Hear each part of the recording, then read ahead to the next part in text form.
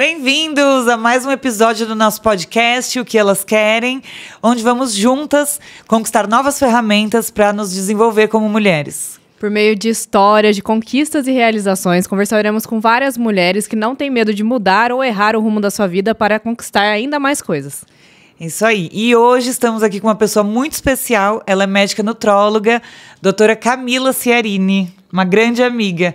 Obrigada, Cá. Seja muito bem-vinda. Bem-vinda. Obrigada por ter vindo direto do Mato Grosso para o nosso podcast. Obrigada, meninas. É uma honra estar aqui no podcast de vocês. Eu tenho certeza que vocês vão atingir e alcançar muitas mulheres com tanto conhecimento, com tantas intenções de transformar realmente vidas. Então, eu quero me apresentar. Meu nome é Camila Ciarini, eu sou médica, eu sou especializada em nutrologia, endocrinologia, em longevidade saudável. E hoje, o meu trabalho específico é emagrecimento. Então, eu trabalho com emagrecimento tanto para homem quanto para mulheres, mas eu tenho um programa também que é focado somente em mulheres. Então, a gente vai conversar um pouquinho sobre... Olha, interessante. Você vai contar pra gente, então, né? E só para explicar, então, a gente tá fazendo uma série de... focado o tema realmente em emagrecimento. Então, a gente vai fazer uma série de episódios e convidados focados nesse tema, que acho que é um tema muito relevante hoje em dia, não só para as mulheres, né, mas sim muito para as mulheres. Inclusive, hoje no Brasil, nós temos cerca de 54% das mulheres com sobrepeso. Então, é mais da metade. Então, passou da metade. É um número muito assustador. Isso tem aumentado. Em obesidade, esse número chega a 20%. E tem uma estimativa que em 2030 o mundo vai ter mais de 1 bilhão de pessoas, e sendo a maioria mulheres com excesso de peso. Então, é um tema muito relevante que a gente vai trazer muito aqui, porque a gente sabe que acomete muitas mulheres, né? Assim como ansiedade, tudo que está implicado. Então, eu e a Keren, a gente está fazendo uma série de... só sobre esse assunto, emagrecimento. Então, a gente vai trazer aqui hoje a Camila, né, nutróloga, a gente vai trazer cirurgião plástica, a gente vai trazer sobre comidas saudáveis. E eu e a Andrea, né, eu médica psiquiatra, Andrea médica endocrinologista. Vamos também ter um episódio, né, falando só sobre os mecanismos, né, de ganho, recompensa, né, luta e fuga, por que o paciente está mais ansioso, ele busca o alimento, então vai ser bem legal. Acompanhem aí a nossa série. Kai, a gente queria começar, então, te perguntando, assim, quando que uma pessoa precisa procurar um nutrólogo? O que um nutrólogo faz? Tem essa dúvida, né, bem comum. Qual a diferença entre o nutrólogo e o nutricionista? Sim, bastante. Até na minha cidade também, por ser cidade do interior, a maioria das pessoas me chamam de Nutri, né? Porque eles não conseguem, às vezes, diferenciar realmente. Então, dentro da... Vamos dizer assim, dentro do conceito, né? O nutrólogo, ele é uma especialidade, na nutrologia é uma especialidade da medicina. Então, a gente, né, faz os 6 anos da medicina. Eu, em específico, fiz ainda 2 anos de clínica médica. Depois, eu fiz a nutrologia, enfim, né? E o nutricionista, ele é um especialista, né, em reeducação alimentar, em planejamentos nutricionais. É outra faculdade, né? É isso que tem que ficar É uma claro. outra faculdade. São 5 anos, né, o nutricionista. E ele é especialista realmente nessa parte de orientar e planejar a parte nutricional. Enquanto o nutrólogo, ele está ali responsável, né, tanto para fazer uma prevenção, um diagnóstico e o tratamento, né, dessas desordens, dessas disfunções nutricionais, né, tanto o excesso nutricional quanto a deficiência nutricional das vitaminas, dos minerais, e também, né, principalmente na questão de prevenção, né. Eu, particularmente, tenho trabalhado e batido muito em cima da questão da prevenção, porque eu acho que quando a gente faz a prevenção, é uma forma da gente ter mais saúde, né? Não esperar chegar numa doença, porque embora tenha ainda um pouco de negligência, eu acredito, sabe? Obesidade é doença.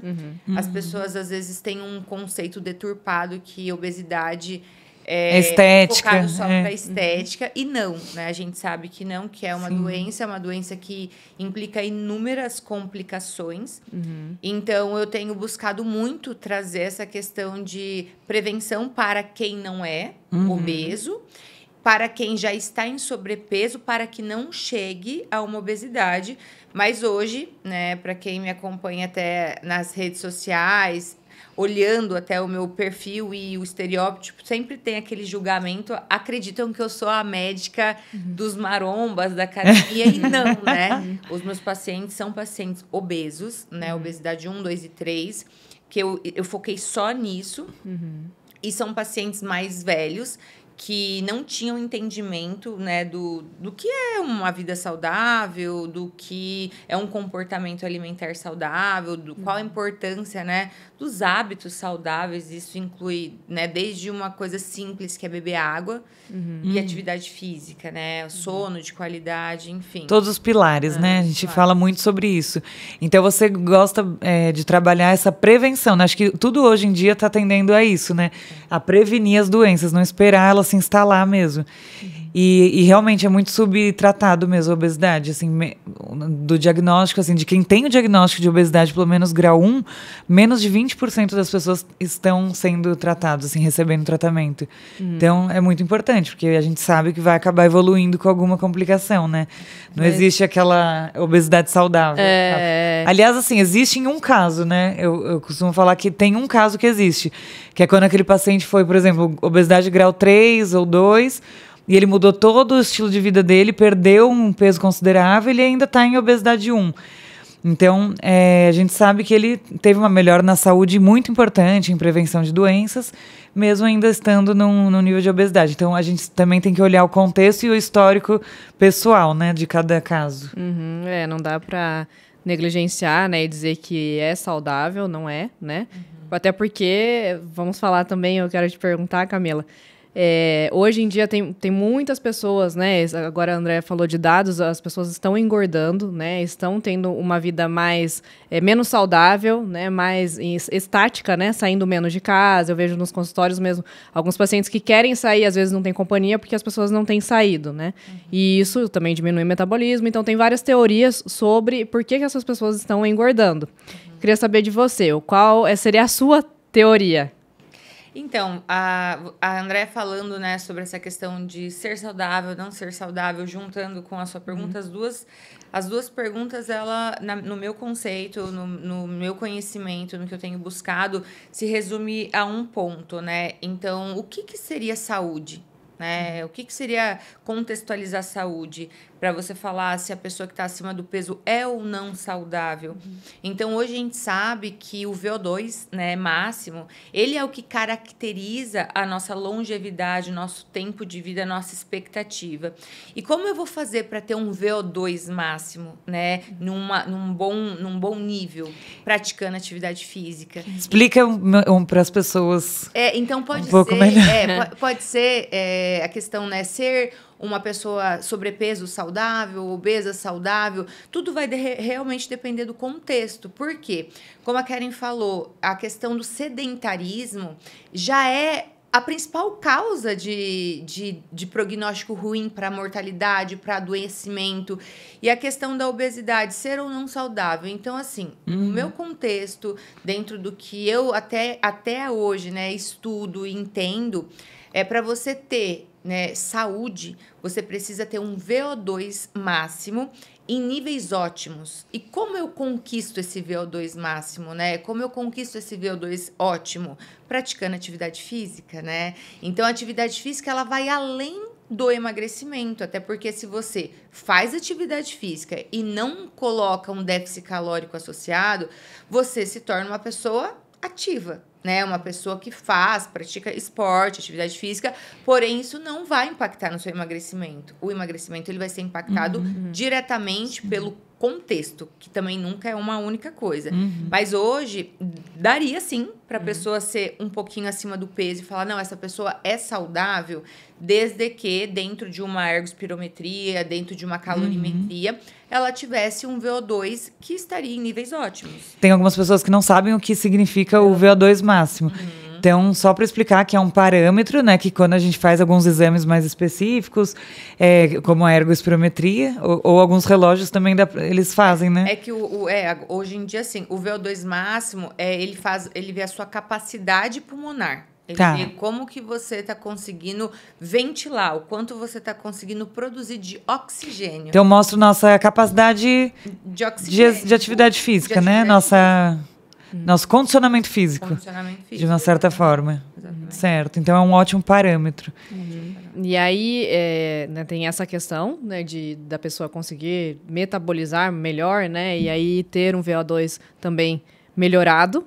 Mas tem uma questão inflamatória também, né? Que na psiquiatria eu vejo muito isso, assim, os pacientes que têm doenças psiquiátricas, né? Quando você vai fazer alguns exames clínicos mesmo, só para avaliar como que eles estão, você vê, tem até alguns estudos com PCR, né? Que é a proteína C reativa um pouquinho aumentada, porque a inflamação deles está aumentada.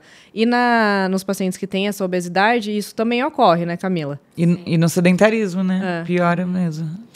Hoje, até se a gente for ver nas redes sociais, tem se falado muito em inflamação, desinflamar, você precisa desinflamar, né? Então, como está contextualizada a questão inflamatória, né? Então, a inflamação, né? Ela é um processo onde a pessoa, ela acaba aumentando, né? Todo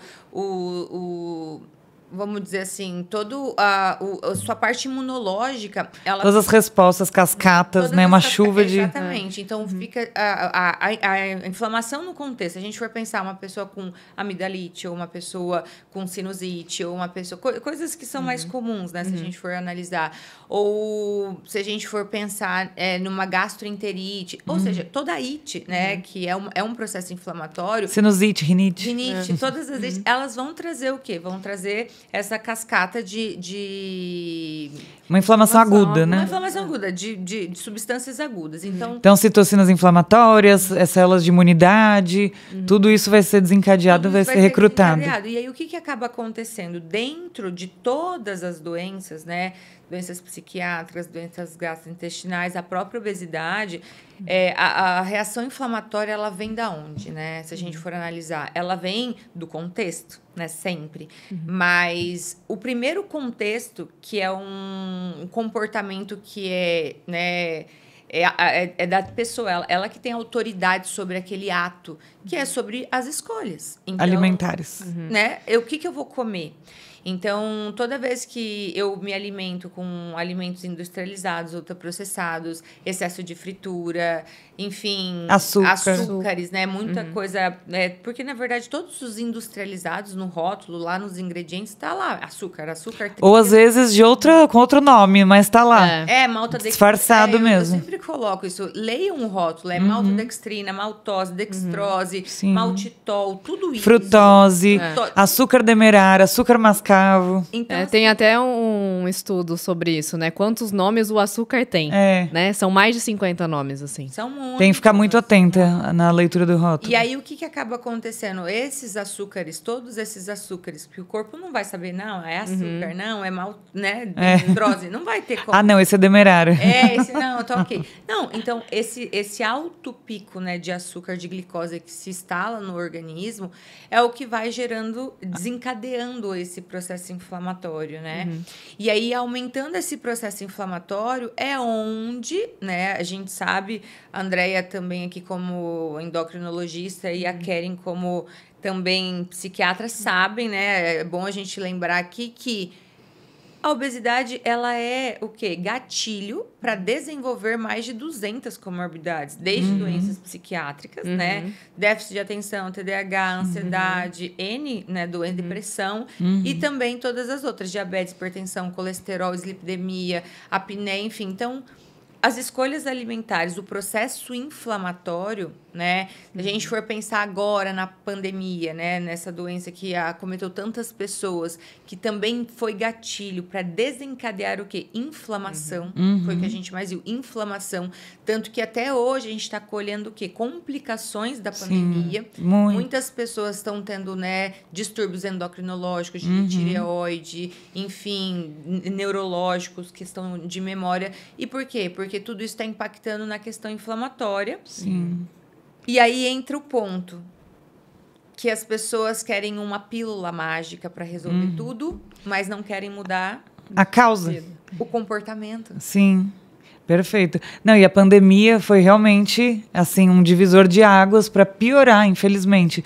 E essa questão da inflamação, que até na especialidade da Keren também, mas realmente tudo começa na alimentação. Aí você falou do açúcar, né, da ingestão de açúcar, de industrializados. Quando a gente faz... o nosso cérebro tem a barreira hematoencefálica, né? Quando o cérebro vai utilizar a glicose, né? Não só o cérebro, mas principalmente o cérebro, tem uma oxidação maior. Então, gera mais radicais livres. Isso causa também uma neuroinflamação. Sim. Então, não é nem só o ganho de peso. É todas as doenças neurodegenerativas que também vêm aumentando, além da obesidade nos últimos anos. E quando a gente faz... por exemplo, um jejum ou uma dieta com menos carboidrato, aí o cérebro utiliza outro substrato, né, até os corpos cetônicos, e tem uma proteção, uma neuroproteção. Então, a pandemia e os novos hábitos, não só a obesidade que vem crescendo, mas todas as doenças neurodegenerativas também. Como a Camila falou, né? Como melhorar isso, né? Como melhorar essa inflamação. Eu vejo que na psiquiatria, realmente, é esse o comportamento. Melhorar o comportamento da pessoa, né? Trocar hábitos, rotinas, fazer planejamento, né? Até porque só assim ele vai sentir que ele está organizado para conseguir comer melhor, né? Para conseguir ter uma vida mais sociável.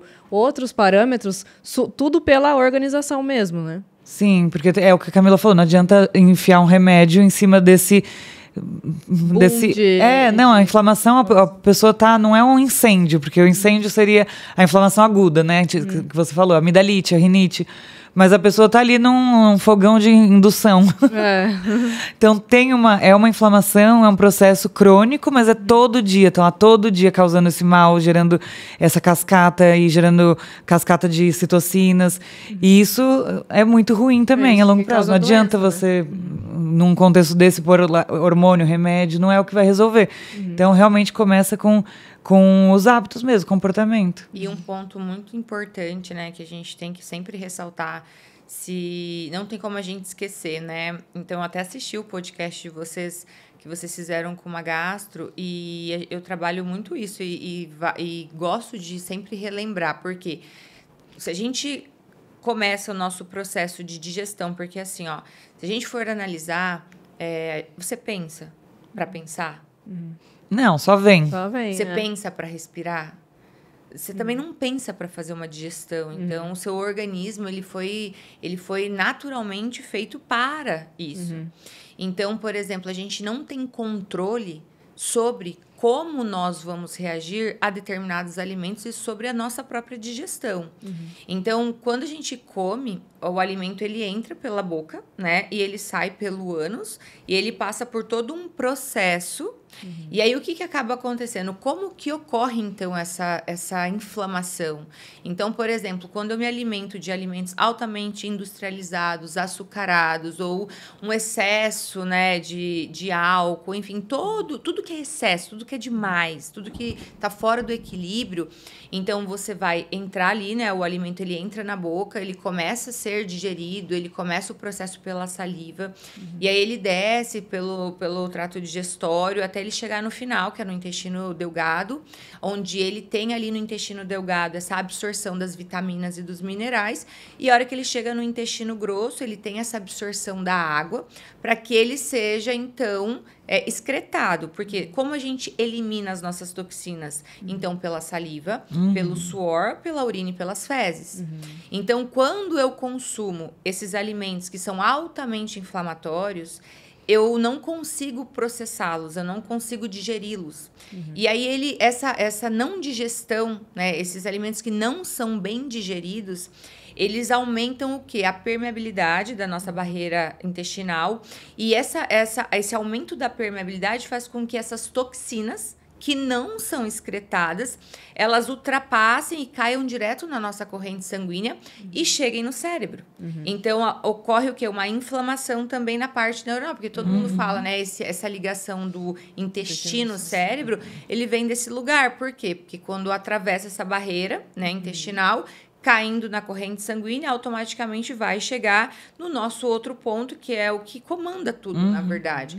Então, por que a gente precisa identificar? Digestão é diferente, porque eu sempre falo, é sempre individualização, é sempre contextualização, cada um vai ter um processo, por isso que eu sempre trago autoconhecimento, autoobservação, você precisa se analisar, você precisa se observar, porque às vezes eu vou comer, sei lá, uma coisa saudável, pimentão, e eu não vou digerir bem, às vezes você vai comer e vai falar, eu adoro pimentão, tá tudo bem?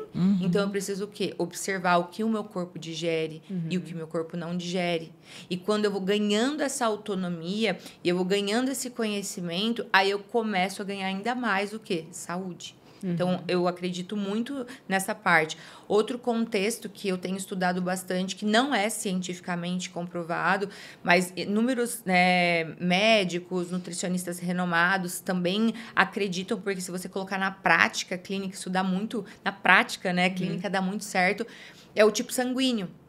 Então, se, por exemplo, eu tiro sangue para eu avaliar o quê? Para um PCR, para eu ver se eu tô com, sei lá, com anemia, se eu vou ter que tirar o meu sangue. O meu sangue, ele diz se eu vou estar inflamado, ou se eu vou estar com algum vírus, ou enfim, com alguma bactéria. Então, os tipos sanguíneos A, B, a gente tem o tipo sanguíneo A, o tipo sanguíneo B e o tipo sanguíneo O. Então, A, B, mas normalmente são os três, A, B e O. Então, eu venho estudando e colocando na prática com meus pacientes, com amigos, com familiares. Então, o tipo sanguíneo A, por exemplo, ele metaboliza muito melhor o quê? Carboidrato. Não sabia. Então, carboidratos, quando a gente pensa em carboidratos, é o quê? Então metaboliza bem carboidrato, eu vou comer arroz, macarrão. Não, ele metaboliza carboidratos, vegetais, frutas, legumes. Fibras. Então, seria o quê? Uma dieta mais vegetariana, uma dieta mais plant-based, uma dieta mais natural. Já o tipo sanguíneo B, ele é uma pessoa que processa melhor o quê? Gorduras. Então, ele se beneficia do quê? De alimentos como abacate, oleaginosas, leite vegetais, azeite, peixes e carnes mais, que até tem um pouco mais de gordura. E o tipo sanguíneo O... Carnívoro. Eu então, sou. Processa. E quando eu falo... Não, eu não vivo... Nossa, e eu sou B, eu sou muito queijo. Você falou queijo, tá assim... E é muito real, porque quando você... E isso é uma questão. Podem colocar aqui que tipo sanguíneo é você e se isso tem a ver, se você se identifica. Porque tem muito a ver, gente. Qual que é o seu, cara? O meu é A. E eu vou falar pra vocês, eu comecei a fazer vários tipos de detox, eu já fiz várias experiências, já fiquei sem comer nada de ovo, nada de carne, só comendo legumes. É quando você fica bem. A minha energia é uma coisa surreal, energia, disposição, o sono. Você eu ficava assim pro meu personal, cara, não acredito que eu sou vegana. Logo eu. Não é possível, vou pagar minha língua. Mas é porque assim, aí você começa a entrar num contexto. Se é uma coisa que me faz bem, por que eu não posso aceitar o que me faz bem? A gente quer se adaptar com o que faz mal, com o que a gente... Gente, é tudo que você vai querer enfaixar, engessar e falar, isso é bom, isso é ruim. Nunca vai funcionar pra dieta. Porque é muito individual. Então, assim, uma dica valiosa é testar. Dietas tem que testar. Então, pega esse seu tipo sanguíneo, tá? Ficou na dúvida se isso faz sentido ou não? Testa, então, Faz 1 semana, 2 semanas, 1 mês, vai, o ideal. E testa, porque na dieta tudo assim, Você tem que fazer um teste mesmo e ver como você se adapta. Por isso que não existe dieta... A dieta ideal. Essa dieta é ideal. Se fosse fácil, o chat GPT tá fazendo dietas aí, Então seria muito tranquilo, não precisaria de nós. Mas eu acho que o ser humano ele é um indivíduo, tem muitas particularidades. Cada um gosta de uma coisa, cada um faz uma coisa, cada um tem uma habilidade. Então não tem como dizer que a dieta vai ser para todo mundo, Por mais que na psiquiatria tem o autismo, a epilepsia, você estuda a dieta cetogênica, talvez em um ou outro você vai ter que colocar um pouquinho mais de carboidrato, porque ele vai responder um pouquinho melhor, Tem essa questão também sanguínea, então acho que são muitas coisas, Nosso organismo tem milhões de células, então não tem como particularizar e falar é X ou Y e é isso para todo mundo, Não, é de A a Z e aí um leque de coisas para fazer. E cá, então, o que você acha, assim, as principais dicas para uma dieta anti-inflamatória mesmo? Então, a gente falou muito de inflamação. O que mais realmente ajuda a desinflamar esse cenário? Voltamos nesse contexto, Como a Keren falou. como nós somos seres humanos únicos, né? E levando em consideração essa contextualização da tipagem sanguínea, levando em consideração a genética, né? Porque, assim, hoje a gente sabe que 70% é epigenética, é o que a gente faz com o quê? Com os nossos comportamentos, com os nossos hábitos, com os nossos pensamentos. Então, tudo isso tem um impacto direto. Mas, quando a gente fala em dieta anti-inflamatória, o básico, né, que é o basicão mesmo, é diminuir realmente industrializados, ultraprocessados, né, que não tem como falar que isso faz bem nem pro tipo A, nem pro B, nem pro O. Mas levar em consideração esse outro contexto, porque a gente precisa analisar o ser humano. Quando o paciente ele chega, ele senta na tua frente, né? Seja um paciente que está com um problema emocional ou um paciente que está com obesidade, enfim, independente de qual seja a dor daquele paciente, ele tem uma história, ele tem uma família, ele tem uma genética. Sim. Então, a gente precisa treinar nossa escutatória para que a gente consiga entregar individualmente. Às vezes, esse paciente inflamado, ele não está inflamado porque ele está comendo algo que ele não está digerindo. Talvez ele não esteja digerindo um relacionamento, talvez ele não esteja digerindo uma relação com pai e mãe, talvez ele não esteja digerindo o trabalho. Então, lembra que tudo é da questão da digestão. Se eu não consigo processar, se eu não consigo digerir, isso vai causando toxinas. Então, às vezes, não é só o que você está comendo, mas é como você está pensando, como você está se comportando. Então, a dieta inflamatória, anti-inflamatória, tem a ver com a sua contextualização. Qual é o seu momento atual de vida? Então, hoje eu trabalho muito isso. Eu quero desinflamar? Então, vamos lá. Como que está a tua vida?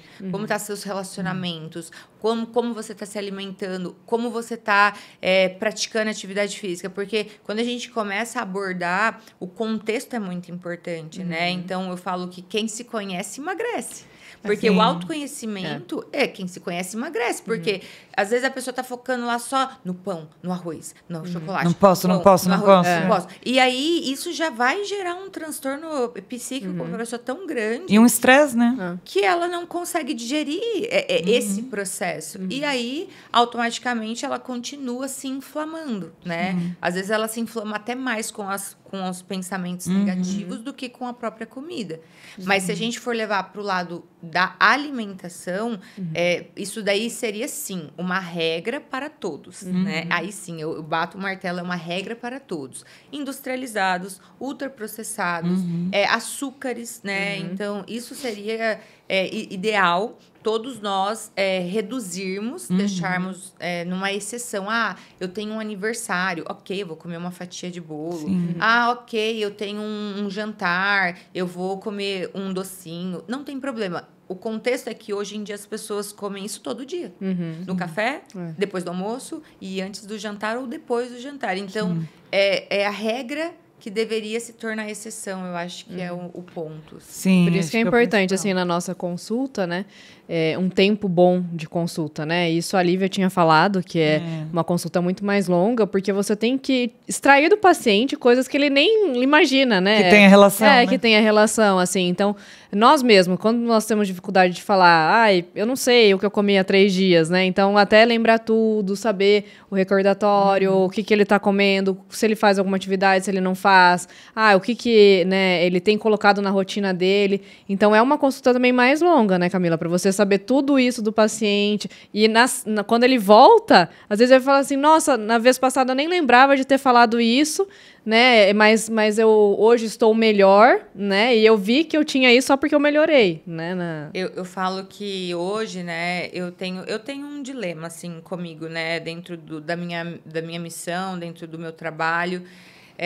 Não é só pelo dinheiro, né? O dinheiro, ele faz parte da remuneração do trabalho que a gente dedicou e escolheu. É um trabalho, né? Medicina é trabalho. Então, assim, não é medicina por amor, não. é por amor, é porque eu coloco amor em tudo que eu faço. Se eu fosse boleira, doceira, funcionária pública, eu teria que colocar amor em tudo, né?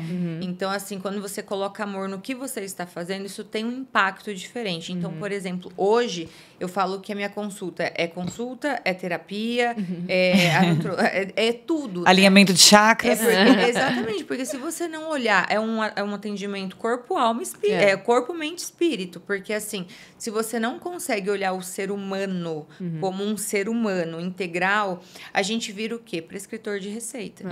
Então, assim, eu nunca quis me tornar prescritora de receita. Então, isso traz um diferencial. Ainda a sociedade, algumas pessoas, por crenças, né? Tem muita crença de escassez, muitas pessoas que, às vezes, não valorizam o trabalho das outras pessoas. Então, tem sempre aquela coisa, mas, nossa, por que cobrar tão caro tudo isso? Mas, assim, uma coisa que eu garanto, assim, que é uma coisa que eu trabalho muito. Resolver, né? Eu não quero que o paciente ele fique refém. Eu não quero ser uma médica que fique trazendo o paciente através de um receituário. Eu quero sempre entregar para ele o que é a carta de alforria. Eu quero que ele seja livre, eu quero que ele tenha autonomia. Então, se ele voltar 1, 2 consultas e nunca mais me aparecer, falou, glória a Deus, ele tá ótimo. Ele tá ótimo, exatamente. Isso já aconteceu. E eu fico tão feliz de paciente que foi em uma consulta, uma única consulta, nem voltou no retorno. Por quê? Porque eu consegui ouvir. Virou a chavinha já em uma consulta. Em uma consulta, ele voltou, juro, ele voltou 8 meses depois, 15 quilos mais magro. E eu fiquei em choque, porque eu nem reconheci ele. Não reconheci. Então, assim, a ideia você precisa sentar frente ao ser humano e entender qual é a dor que ele está passando. Porque, às vezes, o paciente ele vem para emagrecer, vem para pegar o Ozempic, ou a sibutramina, ou o Venvance. E não é isso que ele precisa. E quando ele chega e ele é realmente atendido como um ser humano, ele até esquece. Da medicação. Não, e isso que você falou, assim, perfeito. Quem se conhece emagrece, porque às vezes a pessoa não precisa inibir o apetite. Ele não tem fome em excesso. Ele só precisa entender por que ele está descontando, por exemplo, uma ansiedade, uma frustração, o estresse mesmo, que você comentou, que está totalmente ligado, até com a inflamação que a gente vinha falando.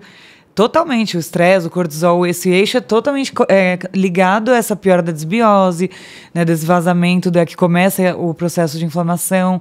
Então, às vezes, você só de identificar qual que é aquele aquele gatilho que está fazendo ele ganhar peso, se é emocional, se é descontando alguma coisa na comida, ou se é um apetite hedônico, ou ele quer se dar um prazer, porque está tão estressante que quando ele chega em casa ele quer se dar uma recompensa, né, no final do dia.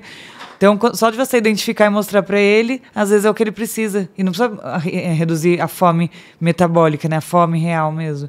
Que é o que a gente vê por aí, né, Cá? Você também. Tipo, esse é um medicamento maravilhoso. Pode ser maravilhoso mesmo. Quando bem indicado é muito bom. Mas é um medicamento que não é para todo perfil, né? Tem que ser bem usado. E falando em medicamentos, vamos entrar nessa parte agora, né? A Camila já tinha falado um pouco que as pessoas buscam uma medicação, e hoje tem uma medicação que, assim, praticamente você conversa com qualquer pessoa na rua, ela conhece, que são as canetas, né? Que hoje são aprovadas até para emagrecimento, mas começaram, né, por peso por uma doença, né? Não foi pela estética, mas pela doença, que era diabetes. E o que você usa, como que é, o que você tem de relato sobre essa caneta? Olha, eu sempre uso essa seguinte frase para o paciente, né? Quando o paciente chega no consultório, o último assunto é remédio. Eu sempre começo na anamnese e contextualizando e entrando. Então, eu sempre deixo a pauta medicação para o último tópico. Por quê? Porque eu quero que o paciente ele ganhe compreensão. Porque quando o paciente chega, uma das primeiras perguntas que eu faço é: você já buscou emagrecimento? Você já buscou outro profissional? Você já fez, né, um outro tratamento? Já. qual remédio você já tomou? Ah, todos. Sibutramina, blá, blá, começa a falar. Tem Proporex, Anfebramol. Ah, não, mas não adiantou nada, eu que engordei tudo de novo. É porque assim, né, doutora? Você para o remédio, você engorda, não dá. Engorda o dobro. Engorda o dobro. E aí, exatamente eu faço essa pergunta logo de cara, porque é isso que eu quero trazer na consciência. A medicação, ela é um veículo.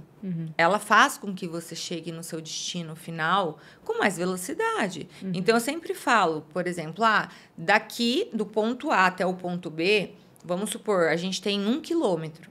Se eu for de carro, eu vou chegar num tempo. Se eu for a pé, eu vou chegar em outro tempo. Se eu for de bicicleta, eu vou chegar em outro tempo. Se eu for de avião, eu vou chegar em outro tempo. Então, assim, eu falo que a medicação é um veículo que facilita... Acelera o processo. Acelera o processo, a locomoção. Mas ele não resolve. Porque, de fato, o que vai fazer com que o paciente ele ganhe, né, esse emagrecimento duradouro, esse emagrecimento definitivo que tanto se fala, é quando ele começa a entender que é muito mais sobre mudar comportamento. É muito mais sobre mudar hábitos. E aprender o processo, né? Aprender a viver o processo, a viver o caminho, a olhar para o lado, a sentir, né, todas as sensações. Porque se você fica assim, tô tomando remédio, não preciso mais fazer nada, ou seja, você delega essa autoridade, você delega essa função, se acomoda, essa responsabilidade para algo externo, porque não tá fora. Tá sempre dentro. Então, assim, é para dentro. A transformação, ela vem de dentro. Por isso que quem se conhece, emagrece. Então, é de dentro para fora. Eu posso até usar artifícios, né, externos, mas nunca esquecer, porque a resposta tá sempre dentro. Então, eu estruturo muito bem essa parte interna para, então, usar a cereja do bolo, né? Por que se fala que é a cereja do bolo? Porque você pode utilizar, sim. Alguns pacientes já chegam, não, eu não quero tomar remédio, já tomei remédio. Ok, eu nunca vou falar, você tem que tomar, porque... Não, eu não obrigo o paciente. O que você quer. Eu gosto de fazer também a metáfora da rodinha da bicicleta. Então, é uma rodinha da bicicleta. Alguns ainda vão precisar do remédio em alguma fase do tratamento, né? E você vai utilizar ela até você sentir, né? E aí cabe a nós ver quando o paciente está pronto, que ele aprendeu o processo, mudou o comportamento, e aí ele está pronto para você tentar tirar as rodinhas da bicicleta. Porque se ele não aprender a andar com as próprias pernas, nunca vai conseguir tirar a rodinha. Então, se ele só se acomodar, como você disse, ele não quer mudar nada, ele só quer a pílula mágica. Ele vai ficar com a rodinha, não vai aprender e nunca vai tirar. É aquele que fala, nossa, eu paro o remédio e engordo de novo. Porque ele não está aprendendo. Você colocando essa questão da rodinha da bicicleta, o que remete? A pessoa que não quer crescer. Sim. Que quer continuar sendo uma criança andando com a rodinha, porque o adulto, ele tem comportamento infantil. Comportamento infantil, ele tem que ter autorresponsabilidade.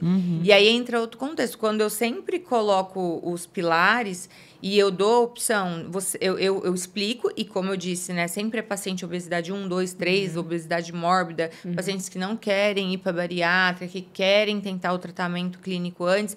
Então, eu explico, mesmo que ele já venha com um bloqueio, eu explico, olha, você tem indicação de utilizar a medicação. Indicação. Mas isso é uma decisão tua. Eu não posso decidir pelo outro. Eu posso decidir por mim. Eu sempre falo, se fosse eu iria querer usar a medicação. Mas eu não posso tomar a decisão por você. Eu nunca vou empurrar ou definir ou decidir por quê. Quando eu tomo a decisão pelo outro, o outro ele fica como? Ele tira a ausência da responsabilidade. Então, isso é muito interessante, trabalhar essa autorresponsabilidade. Mas voltando para a questão do Ozempic, né? O Ozempic, ele ficou banalizado, né? A questão, a canetinha milagrosa, a canetinha que emagrece. As pessoas, elas usam de uma forma indiscriminada. Eu já ouvi vários relatos de pacientes que começaram e passaram muito mal. Por quê? Não sabem dose, usam em doses, às vezes, muito elevadas, e aí acabam tendo algumas alterações, né? Eu utilizo o Ozempic, mas não... Eu falo assim, Ozempic, Saxenda, ou até mesmo Sibutramina, são medicações que eu utilizo muito pouco. tá? Eu sempre busco, assim, ir mais nessa persuasão da mudança de mentalidade. Utilizo bastante a fitoterapia, porque muitas vitaminas, muitos minerais que acabam influenciando nessa questão de reduzir a ansiedade, né? Às vezes um triptofano, um magnésio, o próprio probiótico, eu estruturo, eu faço um plano de ação, então eu organizo junto com o paciente. E quando você começa a ter uma estrutura, né, de roteiro, de rotina, a pessoa começa, a minha vida que era uma bagunça. Então, só de você encaixar a pessoa dentro de uma rotina que ela cria, eu crio junto, mas sempre dando autonomia. Tá, por onde você pode começar? Né? Não precisa querer... Porque, assim, o que eu tenho visto muito, né? E eu já fui essa pessoa, né? Ou é tudo ou é nada. A inflexibilidade é o que não dá o resultado. Se eu crio essa inflexibilidade, ou eu faço tudo...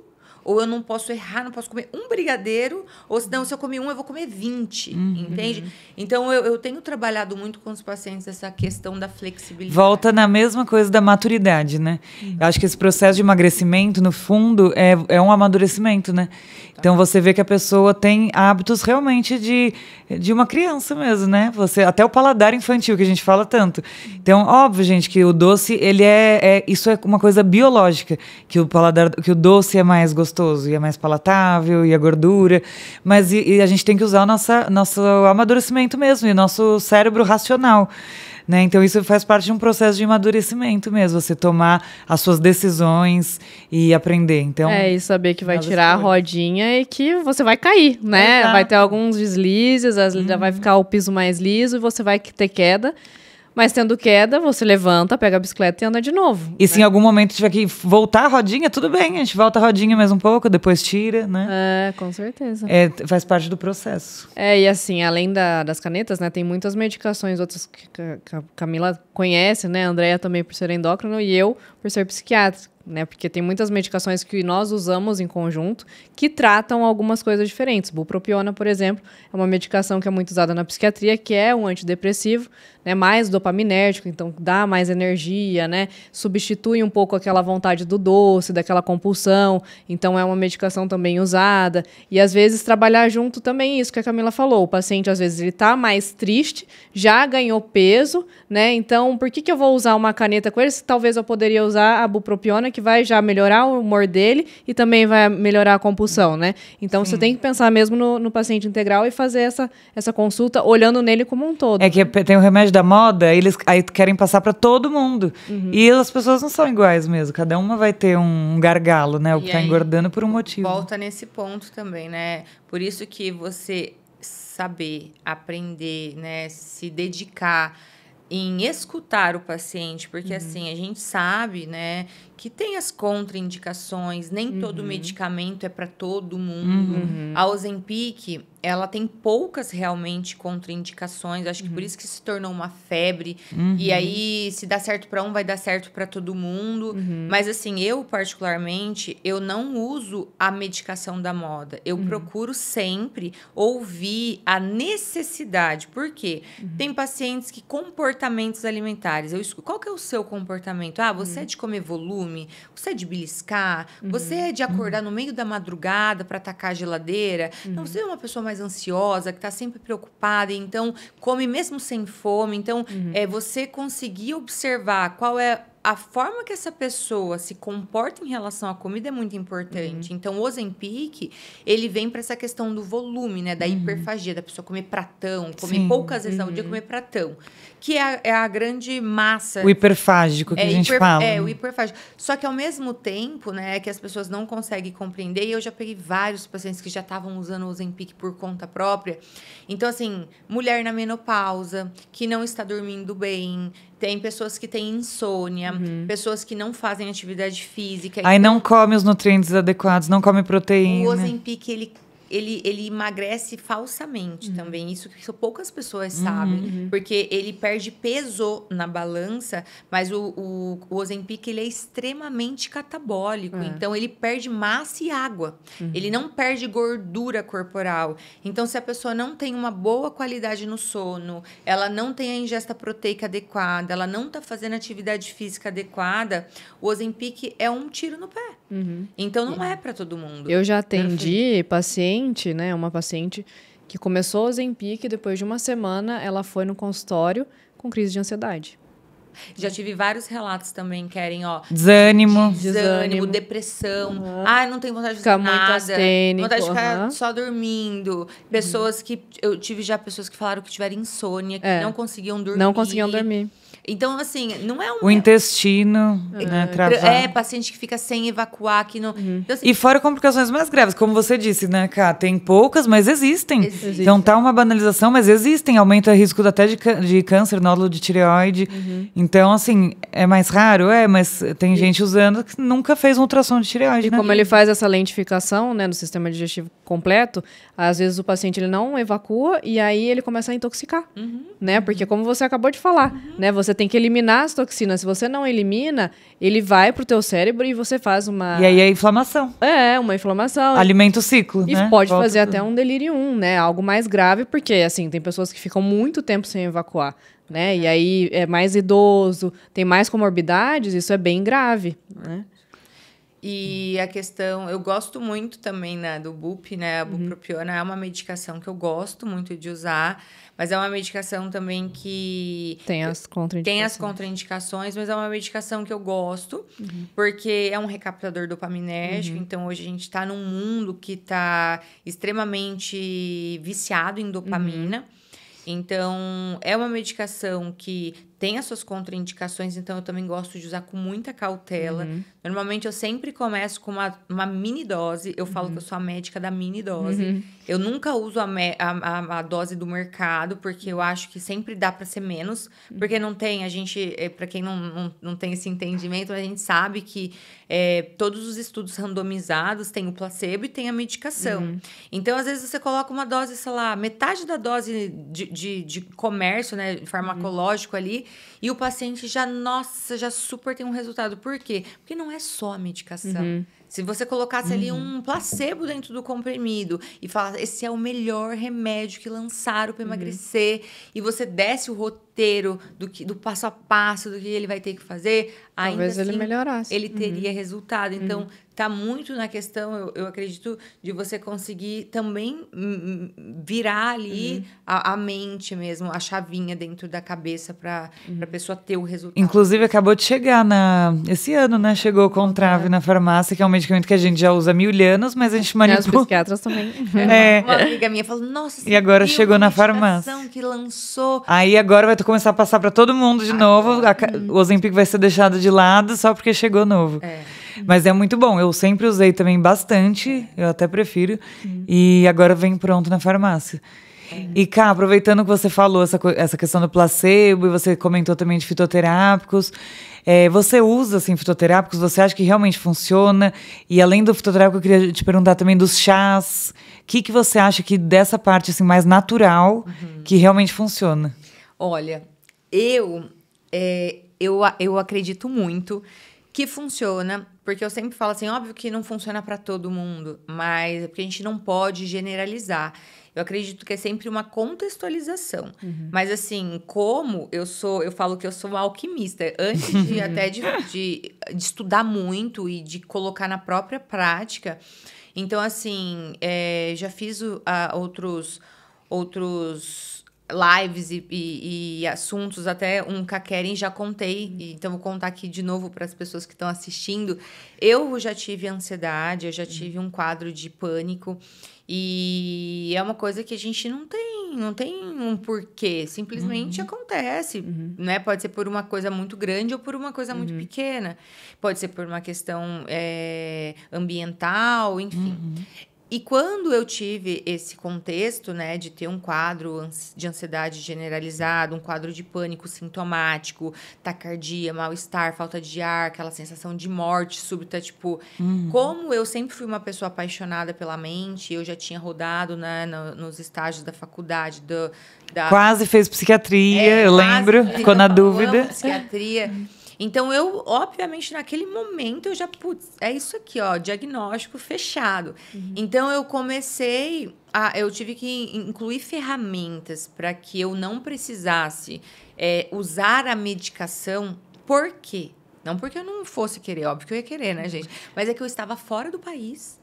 Então, ali, como eu já era formada, eu já tinha feito nutrologia, já tinha feito longevidade, já tinha conhecimento. E fora do país, a gente sabe que, né, os Whole Foods da vida, as farmácias, é tudo muito mais acessível, né?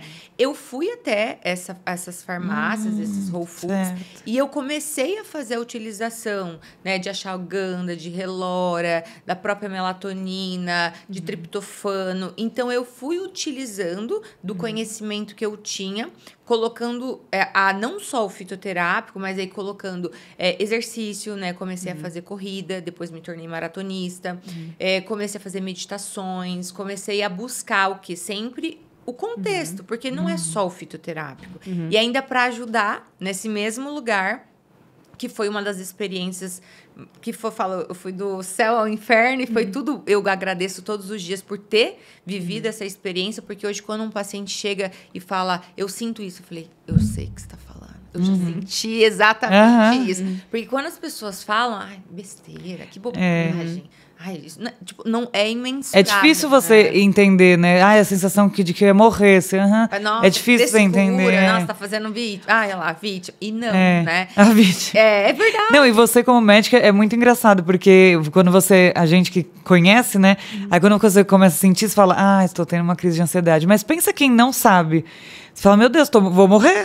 Ué, não sei. Que é uma coisa que é uma coisa inexplicável. Porque é uma sensação de morte, é que você sabe, você fala, nossa, estou tendo então uma crise de ansiedade. E aí, nessa mesma experiência, né, que eu vivi, eu morei numa homestay também, uma das experiências, e essa homestay, ela era asiática. E dentro de Vancouver, lá no Canadá, tinham muitos asiáticos, japoneses, chineses, coreanos, vietnamitas, enfim. Então, lá eu comecei a conhecer a cultura do chá, né? Então, hoje também se falam muito, mas eu conheci lá. E realmente é algo que é realmente transformador, né? Não para emagrecer, né? Porque não é o chá que vai te emagrecer, né? Mas os chás, vários tipos deles, eles vão... as substâncias, né, naturais, eles auxiliam, né, no relaxamento, na concentração. Então, a gente, por exemplo, tem um chá verde, que é conhecido matcha, que vai melhorar o quê? A concentração, o foco. E, ao mesmo tempo, a gente tem o básico, que todo mundo conhece, o camomila, a cidreira, que já são chás que vão relaxar, que vão deixar a pessoa mais calma. Canela gengibre, boldo, termogênicos. Então, assim, é real. Né? Só que óbvio que eu vou tomar o chá e minha vida resolveu. Não vai ser assim. Igual, eu vou tomar o remédio e minha vida resolveu? Não. Também não. Então, os shots, né, também ficou muito famoso. E aí as pessoas... não, agora eu vou tomar o shot da imunidade. Tá, daí a pessoa toma um shot que seja da imunidade, lá canela, cúrcuma, gengibre, limão... E a imunidade dela não vai ficar boa porque ela tá tomando aquele shot. A imunidade dela vai ficar boa se ela estiver tomando shot, ela estiver dormindo bem, ela estiver fazendo atividade física, se alimentando de frutas, verduras e legumes, se ela estiver com o emocional dela equilibrado. Aí sim a imunidade dela vai ficar estabelecida. Então, não tem uma fórmula, né, mágica, nem para a saúde, nem para a imunidade, nem para o emagrecimento. É sempre contextualizar. Mas se você fosse dar uma dica de qual suplemento não pode faltar na vida de nenhuma pessoa, mesmo dependendo da rotina, né, dessa pessoa e dos planejamentos dela e do que ela faz para a vida dela. Para emagrecer, né? Não, para emagrecer ou para a vida também, né? Porque ela é nutróloga, então... Para prevenção, saúde, prevenção. Olha, de todos, né, que você fosse falar, esse... Que é o que você toma, eu ia falar isso, conta a sua rotina, que eu sei que você toma. Eu tomo alguns. Que eu também tomo. A gente tomava juntas quando eu morava em São Paulo, lembro que a gente fazia os shots. Eu tomo alguns, mas assim, se fosse para falar assim, que não tem contraindicação, que é para todos, que todos vão se beneficiar, tanto na parte metabólica, né, na questão do metabolismo endócrino metabólico, quanto na parte cognitiva, seria o ômega. Porque a gente não... Sim, nós também. Gostamos. A gente não tem um aporte, né, de desses óleos através da A nossa dieta não é, né? É muito pobre em peixe. Falo que hoje até... E a qualidade, né, dos peixes. peixe. Mesmo que... Não, porque tem gente que fala isso no consultório. Nossa, mas não precisa. Eu como muita comida japonesa, adoro. Mas não é, além de ser intoxicado... É peixe selvagem. São peixes criados que não é a mesma qualidade, né? Não vai. Então, acho que o ômega seria, né, o principal, assim, porque ele vai ter um impacto direto em toda a nossa parte endócrino-metabólica, neuronal. Então, esse seria o que não pode faltar para ninguém. E a dose. E a dose, né? E aí a dose é muito relativa também, né? Porque não tem como falar assim, essa dose. Uma que depende muito do contexto, né? Depende do grau de atividade física, depende do peso corporal. Mas se fosse dar uma... Da inflamação, né? Porque tem uma dose maior que é mais anti-inflamatória. Mas se fosse dar uma receita assim, olha, quanto que eu posso tomar que não vai me fazer mal? Ou o que seria... 2 comprimidos, normalmente, é 1.100 miligramas, né, de EPA e de DHA, que eles têm mais ou menos a mesma proporção. E se fosse até sugerir marcas, né, porque tem algumas marcas que eu gosto bastante, assim, que é da Essential. Eu gosto bastante. Inclusive, eu gosto da Essential do Omega Core. Já vem com a coenzima Q10, que é um antioxidante, que também é cardioprotetor, ajuda no processo de oxidação. Então, esse é o que eu mais uso, que eu mais acabo utilizando. Mas gosto bastante da VitaFor. A composição e a miligramagem é muito boa. E do Omega Puri também, que é uma outra marca que também a quantidade é bacana, né? Porque o EPA, né, ele é mais anti-inflamatório, né? E o DHA,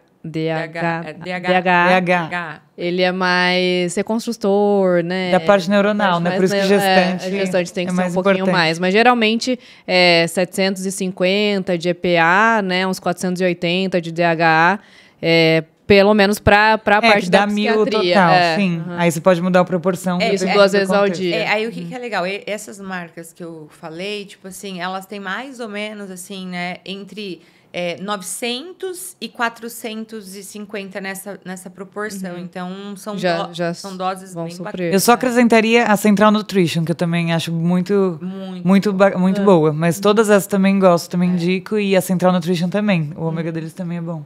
Eu uso, assim, todos os dias, indico para todos os meus pacientes, né? Já vi, assim, até melhora de LDL em mim mesmo, né? De fazer um exame antes, 3 meses depois... Tomando certinho, eu tive uma redução absurda, assim, de LDL. Então, eu indico, tem vários estudos para proteção neuronal, para crianças, né? Até fiz um post sobre psicose. Então, vale a pena até para crianças mesmo, né? Esse seria um suplemento aí que eu uso. E a vitamina D. Essa boa. Vitamina D também. E o que mais? Cúrcuma, você... Então, na verdade, eu vim até... Você acredita que eu vim pensando no carro... Porque eu já imaginei, falei, elas vão me perguntar isso, né? E é muito engraçado, porque voltando na questão da tipagem sanguínea, mais uma vez, né? O quanto isso é real. Por exemplo, eu que sou tipo A. Você é tipo A? B. Você... Olha, temos todos aqui. Então, olha só. Eu sendo tipo sanguíneo A, mesmo eu comendo carne, porque eu sempre comi carne normal, tipo vermelha, tudo normal. Tô normal. Do Mato Grosso? Do Mato Grosso ainda. Mas assim, né? Como não come carne lá? Eu não absorvo vitamina B12. Que normalmente vem da carne vermelha, vem da carne animal. Por isso que quem se torna vegetariano, vegano, precisa suplementar a B12. Então, aí volta esse ponto. Não é só o vegetariano e o vegano que precisam repor a B12. Porque a B12 também está relacionado com a questão da absorção. E aí, o que acontece? Quando você não tem essa absorção, então entra vários contextos. A B12, ela impacta muito na parte cognitiva, na parte neurológica. Então, eu comecei a observar isso nos pacientes. E quando você tem uma B12 diminuída, você acaba aumentando também outros marcadores inflamatórios, como homocisteína, por exemplo. Então, hoje, algumas deficiências que são muito características, a vitamina B12, a vitamina D A vitamina C também tem uma deficiência bem interessante. Depois do Covid, nossa, observei que piorou. Piorou bastante. E também uma que é muito frequente é o magnésio. As pessoas têm bastante deficiência. Então, são coisas básicas, né? Que é acessível, que tem nas lojas de suplementações, não precisaria nem mandar manipular, teria acesso direto ali nas lojas de suplementações. Então, a vitamina D, né? Mas só antes de você ir para D, a B12, só para completar, então ela serve como... Ela é um cofator de vários processos, né? Vários processos, até hormonais. Então, é muito importante. E tem pessoas que não têm sintoma, não sabem que tem alguma sensibilidade alimentar, mas não absorve. E às vezes a pessoa não é aquela coisa gritante, igual uma intolerância que tem diarreia. Às vezes é uma coisa bem sutil, mas tem uma intolerância que ela não percebe, fica um pouquinho estufada, mas não absorve legal e ela tá baixa e realmente você só repõe uma B12 e já faz muita diferença mesmo na saúde. E aí tem o ideal aí nesses casos é repor sublingual ou injetável, né? Porque o comprimido, a cápsula não vai ser, não vai ser bom. Mas também pensar que não são valores só do exame, né? As pessoas não podem ir pelo valor do exame. Às vezes, minha B12 fiz, nem vou voltar no médico, tá super alta. Não, ele também é um marcador inflamatório. Sim. Então, né, sempre seguir com o médico, tudo que você vai tomar com orientação médica, né? Aqui nós estamos falando de alguns suplementos que são muito interessantes, mas não tomem sem orientação médica. Parece simples, mas é bem isso. Às vezes até um nível alto você tem que ver e a dose... Por isso que é como a medicação, né? Não dá para a pessoa ir lá e comprar o Ozempic e não saber por onde começar, quanta dose, porque normalmente tem uma dose inicial, tem uma dose intermediária. Faz a dose do vizinho. Exatamente. Então, assim, a mesma coisa se aplica em todos as vitaminas, em todos os minerais. Por isso que a individualização, por exemplo, se a gente for olhar a B12, a vitamina D, né, a gente vai analisar o exame. Então, por exemplo, lá no Mato Grosso, olha só, 40 graus, sol demais, um sol para cada um. E assim, a maioria de vitamina D, 15, 18, 20. D. E é muito baixa. Então, assim, tudo bem que lá tem muito sulista, então tem muito paranaense, catarinense. Então, assim, a gente sabe que a absorção da vitamina D é pela melanina, pela pele, mas ao mesmo tempo tem essa individualização. Então, tem dose de ataque, tem dose de manutenção. Então, tem que sim o paciente procurar, né? Não, e tem polimorfismos. Hoje em dia tem até testes, né? Que você consegue saber se você tem ou não. Mas os polimorfismos são as diferenças genéticas, né? Não necessariamente doenças, mas diferenças genéticas mesmo. Porque seu olho é preto, outro é verde. São polimorfismos. E tem polimorfismos já de pessoas que não convertem ou não absorvem. E aí não adianta repor. Tem pessoas que não adianta tomar vitamina D também, tem que tomar injetável. Então, por isso que é importante fazer o exame, às vezes, para ver, porque tem pessoas que não conseguem absorver, não convertem. Bariátrico também, né? Sem contar os bariátricos. Bariátricos já pela absorção mesmo, né? Por conta da cirurgia. Aí já o ideal é que seja injetável. E é bacana que a Keren, como psiquiatra também, né? Lembrar que o quanto que a vitamina D, ela impacta no emagrecimento, mas ela impacta diretamente na nossa parte emocional. Assim, eu já vi paciente sair de uma vitamina D de 15 para uma de 30 e a pessoa fala, meu Deus, a minha vida mudou, parece que a pessoa tomou uma injeção de energia ali, melhora o sono, melhora tudo, assim, sabe? E aí entra esse outro ponto, porque daí muitas vezes quando a pessoa tá com os níveis otimizados, né, de vitaminas e minerais, automaticamente ela tem menos fome, ela tem menos ansiedade, ela tem menos irritabilidade. É só pensar, quando você está com carências nutricionais, né, de vitaminas e de micronutrientes, seu corpo vai estar sempre buscando, te pedindo ali, né, pelos alimentos. Então, por isso que eu falo muito isso. Às vezes a pessoa tem muito esse hábito beliscador, né? Então tá sempre procurando, beliscando. Às vezes não é um hábito nem comportamental, é porque o corpo tá pedindo mesmo nutrientes que ela não tá fornecendo adequadamente. E aí, às vezes, você ajusta os macros, né? Consome proteína adequada e ajusta as vitaminas e micronutrientes, e aí a pessoa fica mais tranquila, mais plena, não fica mais com essa compulsão, essa busca, assim, por alimento toda hora. Isso até da vitamina D, né? Quando você toma sol, né? Países que têm uma incidência maior de raios solares, né? As pessoas são um pouco mais felizes, né? E também tem relação, né? Tem um estudo sobre isso, a relação da vitamina D com os países que têm mais exposição à luz solar. Então tá em tudo, né? Sim. É claro que vai ser individual, cada pessoa vai precisar, né, ter ali uma quantidade necessária no sangue, mas é algo que está sendo mais estudado, que precisa ser visto, né, pelas pessoas em geral. Não, tem diversas funções no corpo inteiro, né? Em tudo tem ação da vitamina D.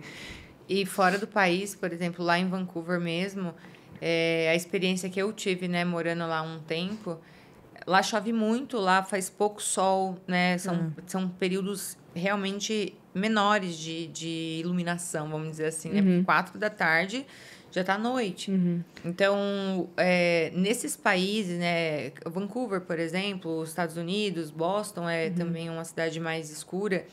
Então, são países que têm maior riscos, né, de suicídios, de depressões, de doenças neurológicas e mentais, né? Então, a gente vê que, realmente, o sol é vida, né? O sol traz vida, né? Traz vitalidade. Então, o dia é para a gente, né, viver, produzir, né, fazer. E a noite é um momento de relaxamento. Repor, né? Exatamente, de descanso. Então, imagina você viver no escuro. A vida não é legal no escuro, né? Então tem essa correlação também bacana, né? Aí hoje a gente também vê que a exposição solar, né, ela acaba, né, de uma forma errônea causando manchas, aumenta o risco de câncer de pele, por exemplo. Então, as pessoas também ficaram muito assim, agora eu não tô no sol mais. E aí fica naqueles extremos, né? Eu acho aí vem pandemia, todo mundo em casa. Exato. Acho que tudo que os extremos vão causando um impacto geral na saúde. E pega muito na imunidade, né? Você usa as vitaminas injetáveis nos pacientes ou você prefere via oral? Em que casos que você prefere as injetáveis, esses soros também que estão em alta? Então, eu já vários pacientes perguntam. Eu ainda não utilizo a soroterapia, né? Porque dentro do consultório onde hoje eu atendo, eu não tenho uma viabilidade para, né? Mas, assim, eu acredito o seguinte, né? Como médica, já trabalhei muito aqui em São Paulo também em hospitais. Então, qual que é a minha visão, né? Quando um paciente chega, né, num pronto-socorro, por exemplo, e ele está numa situação de debilidade, ele está realmente numa situação de urgência ou emergência, qual é a conduta? Injetável. Pegar um acesso. Acesso. É veia ou intramuscular. Mas normalmente é direto na veia, porque a veia é mais rápido do que o intramuscular. Então, eu Camila, eu acredito que as terapias injetáveis, elas vêm para vários contextos também, sempre lembrando da contextualização. Então, assim, aqueles pacientes que são mais negligentes com a pílula, né? Então, por exemplo, eu não gosto de tomar remédio, doutora. Eu esqueço, eu nunca lembro. Então, se você coloca o paciente ali uma vez por semana para fazer um soro, ele vai se beneficiar desse soro. Agora, se o paciente fala, não, eu sou super disciplinado, eu tomo a medicação, ok, então tá tudo bem também. Agora, se a gente for ver outros extremos, por exemplo, o paciente que é pós-bariátrico, que já não tem uma absorção tão legal, porque às vezes tirou uma parte do intestino delgado, que é onde tem essa absorção das vitaminas e dos minerais. Então, esse paciente também ele se beneficia, né, da soroterapia. Então, tem sempre quem vai falar bem, vai falar mal, quem vai achar que é para isso, que é para aquilo. Eu concordo com você. De novo, cada caso. E é um pouco assim a escolha até do perfil do paciente, né? Se ele... Às vezes as pessoas hoje estão buscando mais praticidade, então, às vezes ele opta mesmo, ele prefere. Ou não absorve direito. Então, é o contexto mesmo, né? Mas é óbvio que, assim, eu particularmente, né? Eu já fiz as terapias injetáveis. Eu, por exemplo, algumas vitaminas e minerais, porque eu sou o tipo de pessoa que eu não sou tão disciplinada para tomar medicamento oral. Eu não gosto muito de ter que tomar ali um monte de cápsulas, por exemplo. Então, eu sempre busco fazer todos os meus suplementos em sachês, que é o que todo mundo nem gosta, porque fala, nossa, ficar... Eu já gosto do sachê, por quê? Porque eu gosto da coisa que dissolve e digere melhor. Sim. Então, eu, Camila, gosto do injetável, eu faço injetável em mim, mas tem gente que não. Tem gente, eu tenho uma resistência à dor muito boa, então, para mim não é problema. Então, é sempre olhar o contexto da pessoa, se a pessoa é uma pessoa que tem mais, né, sensibilidade. E eu acho que o paciente também tem que estar atento ao local que vai fazer, né? Pra não sair fazendo num lugar que não confie, porque querendo ou não, vai pegar um acesso, né? Que para entrar ali uma bactéria, dar uma infecção. Então, assim, é muito mínimo, mas existe um risco. É uma coisa um pouquinho mais invasiva do que uma cápsula. Então, tem que fazer num lugar que tenha... tem várias exigências para você conseguir fazer isso na sua clínica, né? Tem vários avarás da vigilância. Então, fazer num lugar confiável, que tenha tudo isso. O ideal é você até ir atrás e saber, né? Se tem. E outra coisa, a mesma coisa que a gente falou dos chás, né? De tudo. Tem que estar dentro do contexto. Não é isso que vai ser o milagre na vida. É isso que a pessoa tem que entender. Não é fazer o soro da imunidade e não precisa tomar vacina. É fazer o soro do emagrecimento e não precisa mudar os hábitos. É isso, essa é a questão. E até nessa ordem, assim, né? De injetáveis, agora vem os hormônios. Tem indicações, agora saiu nessa nova portaria aí do CRM, que na verdade já existia, né? Agora que veio à tona. Você acaba usando alguma alternativa assim, hormonal? Tem alguns pacientes que precisam ou não, nunca?